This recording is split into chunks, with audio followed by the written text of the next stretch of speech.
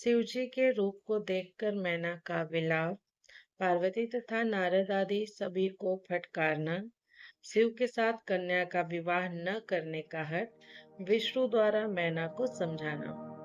नमस्कार, हर हर महादेव। हम पढ़ रहे हैं पवित्र श्रावण मास में और सावन के पहले सोमवार के दिन शिव महापुराण रुद्र संहिता पार्वती खंड। ब्रह्मा जी बोले, हे नारद, चेतना प्राप्त कर जब मूर्छित से उठी मैना, तब शैल प्रिया सती मैना अत्यंत क्षुब्ध होकर विलाप करने लगी और सबका तिरस्कार करने लगी।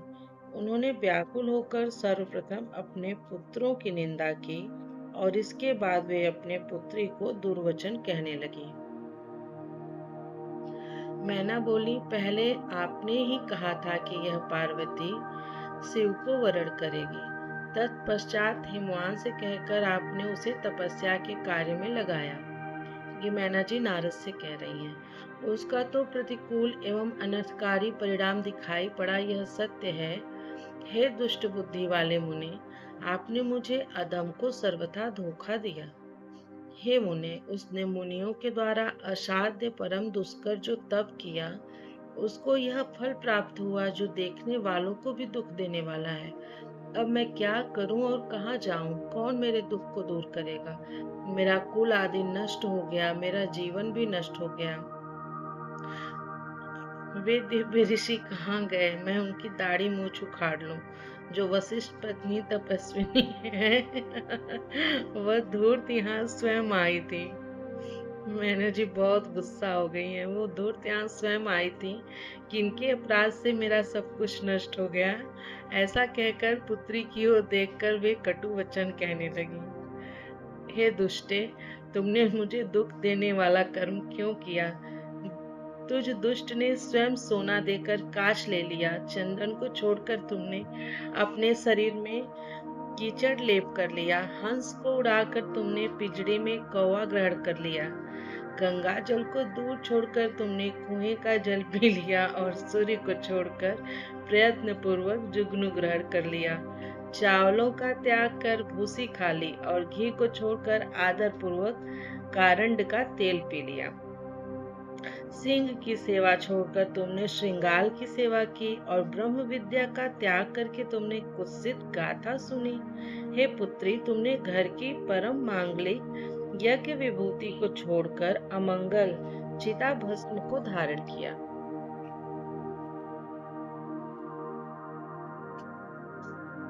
विष्णुवादी परमेश्वरों तथा श्रेष्ठ देवगणों को छोड़कर तुमने कुबुद्धि से शिव के निमित्त ऐसा तप किया। तुम्हें तथा तुम्हारी बुद्धि को धिक्कार है।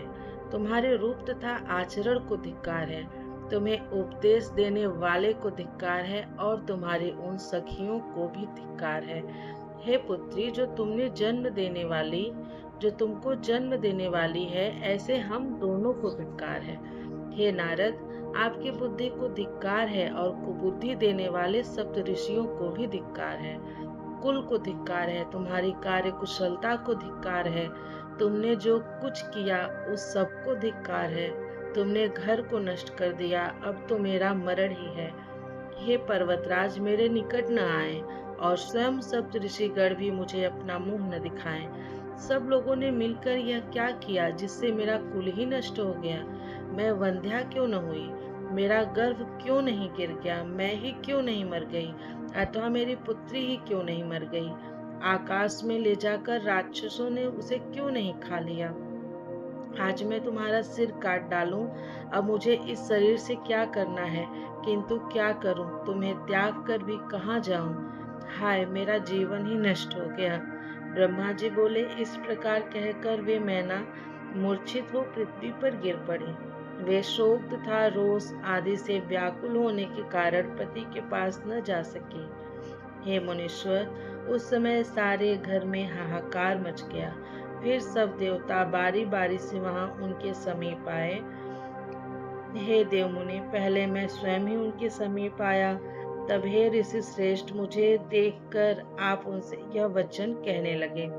नारद जी बोले, मैना जी को संबोधित करते हुए, तुमने शिव जी के वास्तविक सुंदर रूप को नहीं पहचाना।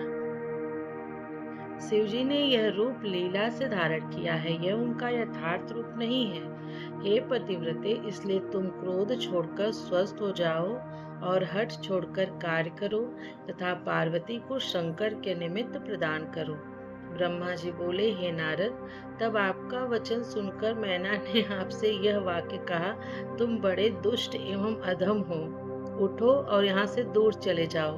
उनके इस प्रकार कहने पर समस्त इंद्रादि देवता तथा दिक्पाल क्रम से आकर मैना से यह वचन कहने लगे।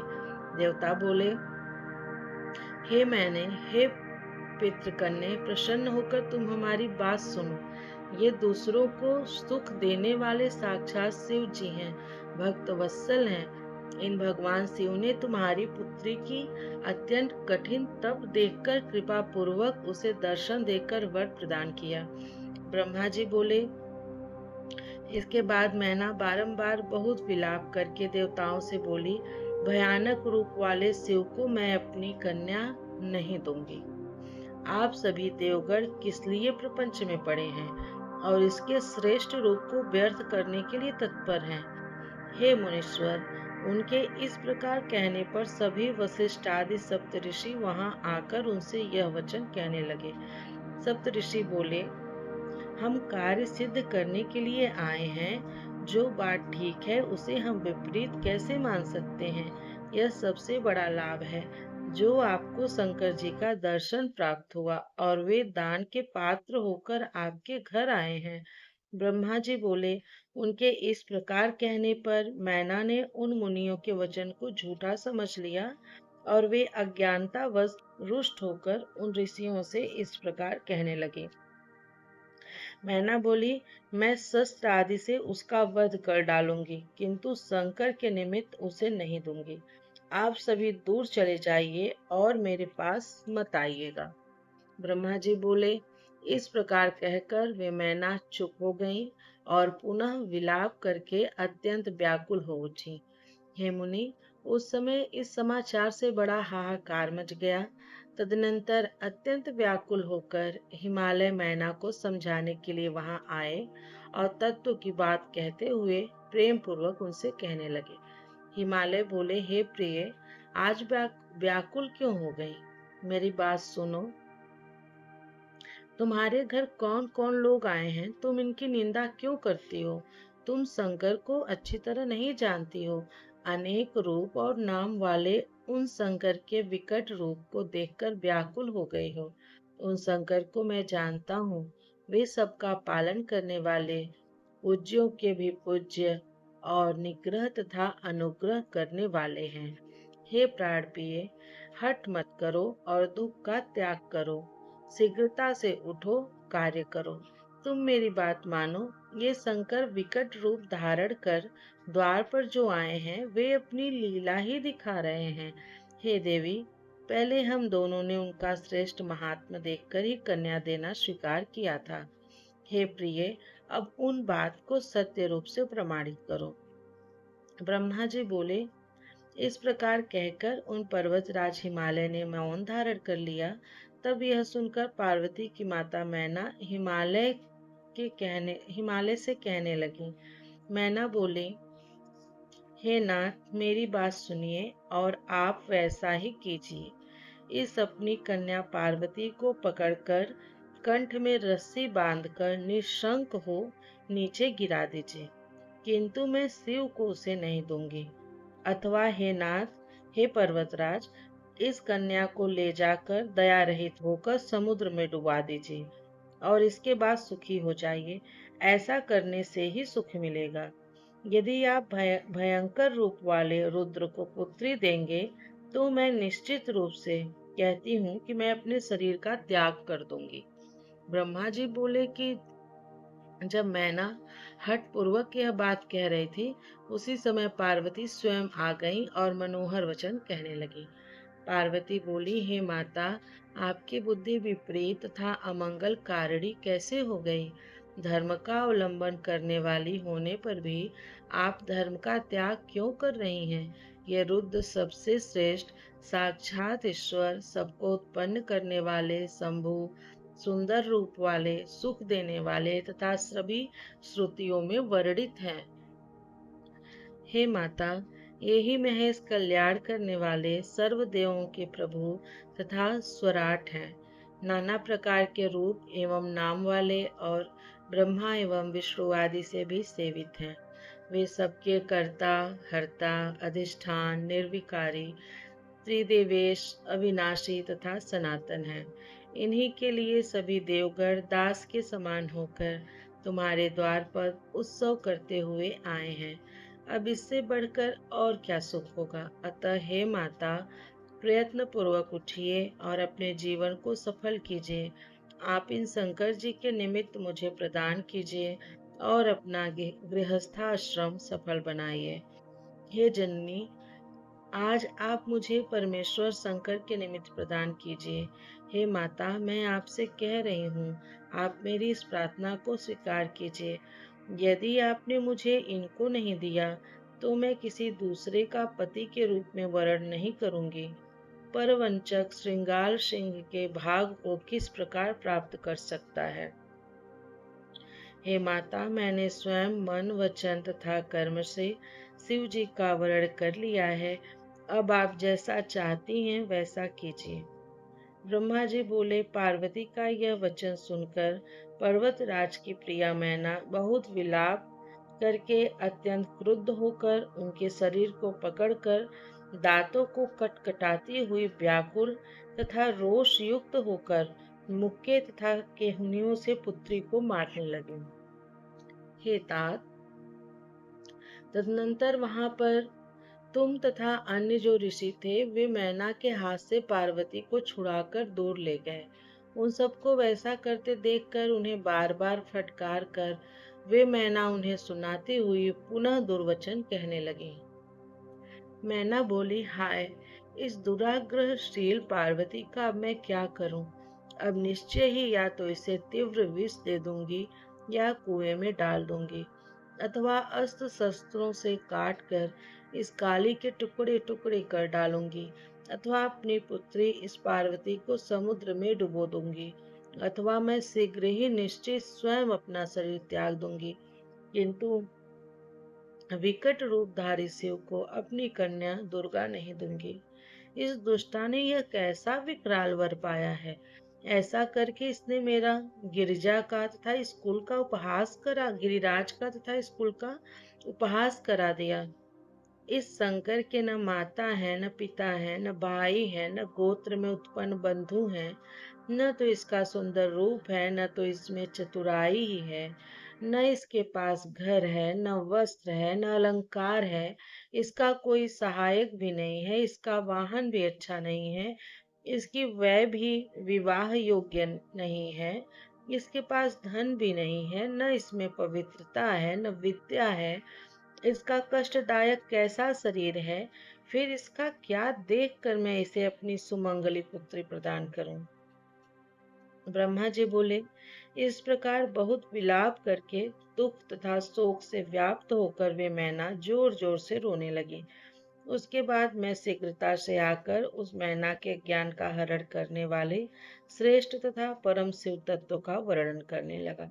ब्रह्मा जी बोले, हे मैना, आप प्रीतिपूर्वक मेरे शुभ वचन को सुनिए, जिसके प्रेम पूर्वक सुनने से आपकी कुबुद्धि नष्ट हो जाएगी। शंकर जगत की सृष्टि करने वाले हैं, पालन करने वाले तथा विनाश करने वाले हैं। आप उनके रूप को नहीं जानती हैं और दुख क्यों उठा रही हैं। ये प्रभु अनेक रूप तथा नाम वाले, विविध लीला करने वाले, सबके स्वामी, स्वतंत्र, मायाधीश तथा विकल्प से रहित हैं। हे मैना, ऐसा जानकर आप शिवा को शिव जी के लिए प्रदान कीजिए और सभी कार्य का नाश करने वाले इस दुराग्रह तथा दुर्बुद्धि का त्याग कीजिए। ब्रह्मा जी बोले, हे मुने, मेरे ऐसा कहने पर वे मैना बार बार विलाप करती हुई सनय सनय लज्जा त्याग कर मुझसे कहने लगी। मैना बोले, हे ब्राह्मण, आप इसके अति श्रेष्ठ रूप को किस लिए व्यर्थ कर रहे हैं। आप इस शिवा को स्वयं मार क्यों नहीं डालते? आप ऐसा न कहिए कि इसे शिव को दे दीजिए। मैं अपनी इस प्राण प्रिय पुत्री को शिव के निमित्त नहीं दूंगी। ब्रह्मा जी बोले, हे महामुनि, तब उनके ऐसा कहने पर सनक आदि सिद्ध आकर मैना से प्रेम पूर्वक यह वचन कहने लगे। सनकादि सिद्ध बोले, ये परम सुख प्रदान करने वाले साक्षात परमात्मा शिव हैं। इन प्रभु ने कृपा करके आपकी पुत्री को दर्शन दिया है। ब्रह्मा जी बोले, तब मैना ने बार बार विलाप करते हुए उनसे भी कहा कि मैं भयंकर रूप वाले शंकर को इसे नहीं दूंगी। प्रपंच वाले आप सभी सिद्ध लोग इसके श्रेष्ठ रूप को व्यर्थ करने के लिए क्यों उद्यत हुए हैं? हे मुने, उनके ऐसा कहने पर मैं चकित हो गया और सभी देव, सिद्ध, ऋषि तथा मनुष्य भी आश्चर्य में पड़ गए। इसी समय उनके दृढ़ तथा महान हठ को सुनकर शिव के प्रिय विष्णु जी शीघ्र ही वहां आकर यह कहने लगे। विष्णु जी बोले, आप पितरों की प्रिय मानसी कन्या हैं, गुणों से युक्त हैं और साक्षात हिमालय की पत्नी हैं।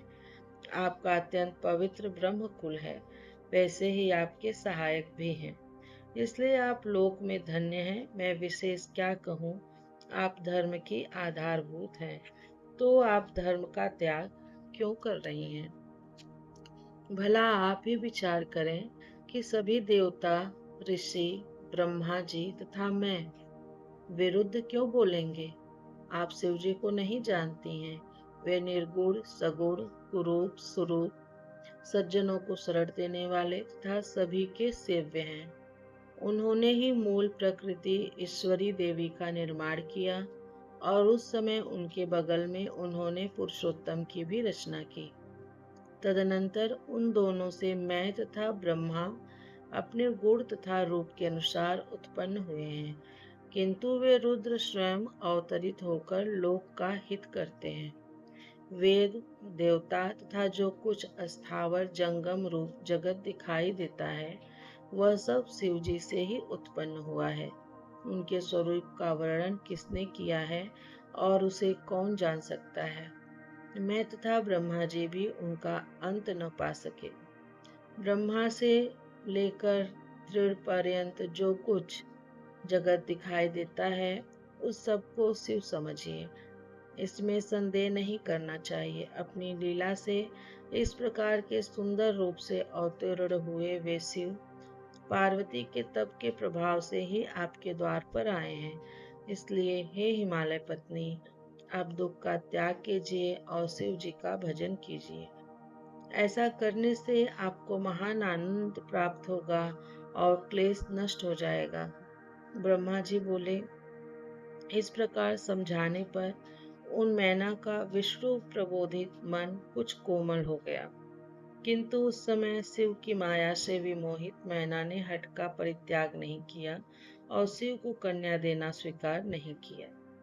पार्वती की माता गिरिप्रिया उन मैना ने विष्णु के मनोहर वचन को सुनकर कुछ उद्बुद्ध होकर विष्णु जी से कहा, यदि वे सुंदर शरीर धारण करें तो मैं अपनी कन्या दे सकती हूँ, अन्यथा करोड़ों प्रयत्नों से भी मैं नहीं दूंगी। मैं सत्य तथा दृढ़ वचन कहती हूँ। ब्रह्मा जी बोले, हे नारद, जो सबको मोहने वाली है, उस शिवेच्छा से प्रेरित हुई धन्य तथा दृढ़ व्रत वाली वे मैना इस प्रकार कहकर चुप हो गए। इस प्रकार श्री शिव महापुराण के अंतर्गत द्वितीय रुद्र संहिता के तृतीय पार्वती खंड में मैना प्रबोध वर्णन नामक 44वां अध्याय पूर्ण हुआ। प्रियम शंकरम सर्वनाथम नमामि। हर हर महादेव। हरे नमः, हरे नमः, हरे नमः। ओम